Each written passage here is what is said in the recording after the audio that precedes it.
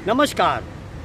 रविंद्र जैन 07 में आप सभी देशवासियों का दिल से स्वागत है। नए विषय के साथ, नई चर्चाओं के साथ, नई बातों के साथ हर वक्त आपके सामने, हर रोज आपके सामने आपका रविंद्र जैन। घटना है 15 अप्रैल की, कामलीबाड़ी विले पार्ले एक जैन मंदिर को तोड़ दिया गया बीएमसी के द्वारा। जबकि जैनों के बारे में खुली किताब है, अहिंसावादी हैं, शांति प्रिय हैं, सबसे ज़्यादा टैक्स देने वाले हैं, देश के विकास में आगे सबसे आगे आने वाले दान धर्मी हैं, हर किसी को समर्पित हैं। ऐसा है जैन।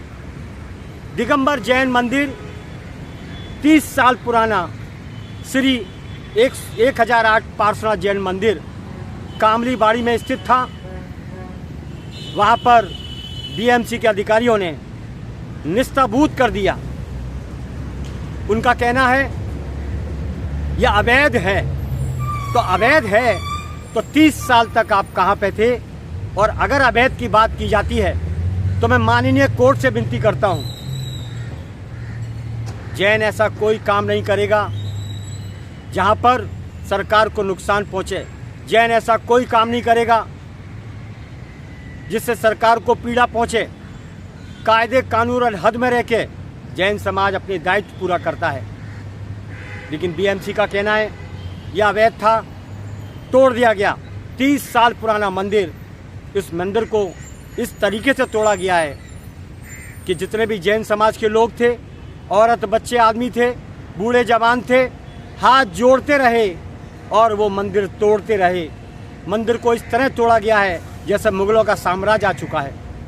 मैं देवेंद्र फडणवीस से विनती करना चाहता हूँ, मुंबई हाई कोर्ट से विनती करना चाहता हूँ कि ऐसे घिनौने कृत्य पर अच्छी तरह संज्ञान लिया जाए और ऐसे कार्यों पर तुरंत प्रभाव से रोक लगाई जाए और ऐसे अधिकारियों पर जो मिलीभगत षड्यंत्र करते हैं,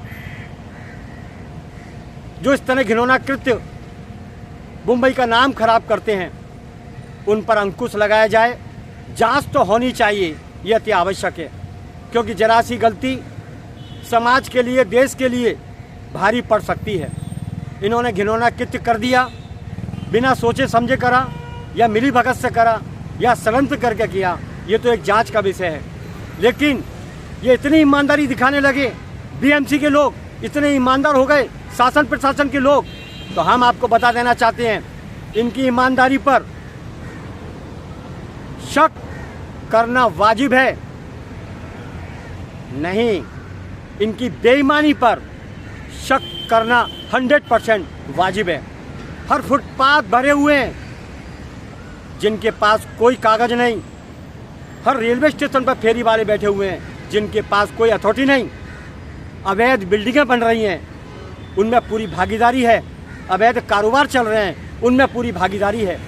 तो कितने ईमानदार बनते हैं ये तो वक्त बताएगा और समय बलवान है, ये बात भी याद रखना। उस जैन समाज का मंदिर तोड़ दिया जो शांति प्रिय है, उस जैन समाज का मंदिर तोड़ दिया जो सबसे ज़्यादा टैक्स भरता है, उस जैन समाज का मंदिर तोड़ दिया जो अहिंसा परमो धर्म में पूरा विश्वास रखता है, उस जैन समाज का मंदिर तोड़ दिया जो मानवता कल्याण की बात करता है।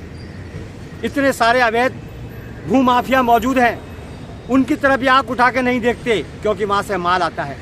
अवैध कारोबार, अवैध फेरीवाल, अवैध धंधे, अवैध दूध में मिलावट, दवाइयों में मिलावट, कितने सारे, कोई गिनती नहीं, इतने अवैध कारोबार मुंबई में चालू हैं। उसके बावजूद इन्हें सिर्फ जैन मंदिर दिखाई दिया, 30 साल पुराना, जो शांति प्रिय मंदिर, पूजा के लिए मंदिर, भावनाओं को तोड़ने का काम किया, मानवता को ख़त्म करने का काम किया।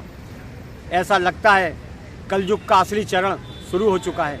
कलयुग का प्रभाव देखने को मिल गया विले पार्ले के अंदर। 15 अप्रैल को हाथ जोड़ती रही जनता, लेकिन फिर भी इन्हें दया नहीं आई। ये मंदिरों को चूर चूर करते रहे, मूर्ति तक निकालने नहीं दी, किताबें तक बिखेर दी गई, अलमारियां तक टूट गई। इतने निर्दयी हो गए ये लोग। जैन समाज के ऊपर आए दिन अत्याचार की घटनाएं देखने को मिलती है। सब्र का इंतजार करते हैं और करते रहेंगे। हम शासन प्रशासन से विनती करते हैं, परीक्षा की घड़ी और कब तक परीक्षा लेंगे? एक लिमिट होती है किसी चीज़ की। आप सब्र का बांध न तोड़ें, वरना जैन समाज संपूर्ण रूप से पूरे हिंदुस्तान का बच्चा बच्चा शांति से प्रदर्शन करेगा।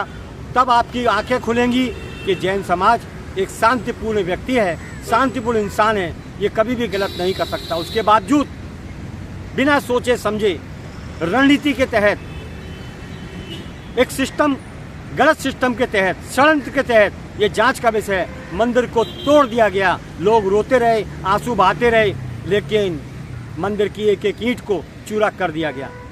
विले पार्ले की घटना, आखिरकार मंगल प्रभात लोढ़ा जी ने आकर आश्वासन दिया है कि मंदिर बन जाएगा, मंदिर बनाया जाएगा। मुझे किरण दोषी का फ़ोन आया, महावीर जैन का फ़ोन आया।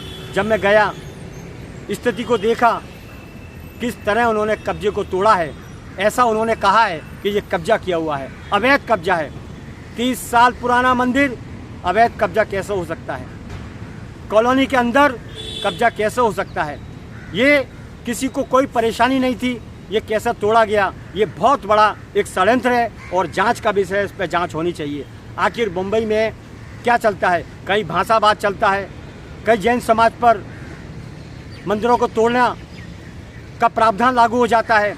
किस तरह से ये घिनौने कृत्य चल रहे हैं, इस पर देवेंद्र फडणवीस को पूरी तरह संज्ञान लेना चाहिए और मुंबई हाई कोर्ट को उतरकर अब मैदान में आना चाहिए और ऐसी बीएमसी को और ऐसे शासन प्रशासन के लोगों को जो भू माफियाओं को बढ़ावा देते हैं, फेरी वालों को बैठाते हैं, अवैध कब्जे कराते हैं। छत्रपति शिवाजी महाराज टर्मिनल ले लीजिए, वहाँ पर अवैध फेरी वालों का अड्डा बन चुका है। जीपीओ पोस्ट ऑफिस के पूरे फुटपाथ घेर लिए हैं। फिर बीएमसी की ईमानदारी कहाँ गई?